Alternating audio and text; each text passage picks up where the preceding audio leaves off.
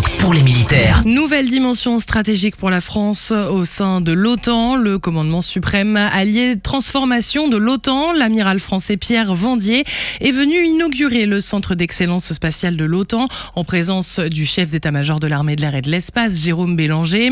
Ouvert seulement quelques mois après le commandement de l'espace français, ce centre confirme une chose: l'espace est devenu un domaine stratégique, un vrai champ d'opération dans lequel les adversaires manœuvrent agressivement et développent des outils offensifs de plus en plus préoccupants.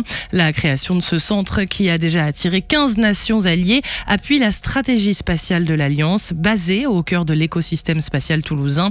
Il va former les états-majors, préparer les opérations spatiales et participer aux grands exercices de l'OTAN. Un exercice interarmé grandeur nature sur le camp de Canjouers. L'exercice Chimera a réuni les commandos parachutistes de l'air du CPA 20, les équipages Rafale de l'escadron 1-5 Vendée et les hélicoptères de la flottille 31F de la Marine nationale. L'objectif: maîtriser l'appui aérien rapproché, le Close Air Support, y compris en version numérique, le DACAS. Sur le terrain, les JTAC identifient les cibles, extraient les coordonnées et transmettent en même temps aux avions en vol. Résultat, une coordination sol-air millimétrée pour des frappes précises, rapides et parfaitement maîtrisées. Un entraînement clé pour les opérations modernes. Le groupement commando amphibie de la 6e brigade légère blindée a récemment participé avec 80 commandos à l'exercice Alligator entre Collioure et les Fenouillèdes.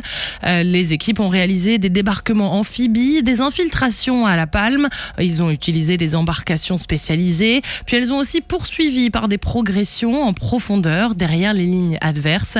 Les missions qui leur sont confiées sont nombreuses, comme par exemple harceler l'ennemi, mener des embuscades, des coups de main. La coordination des sous-groupements en conditions réalistes a ainsi pu être évaluée.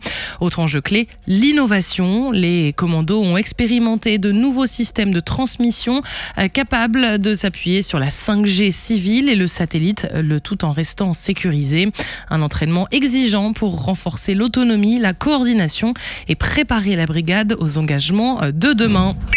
Sur terre, sur mer, comme dans les airs. Skyrock PLM, en équipe avec Uneo, la mutuelle des forces armées.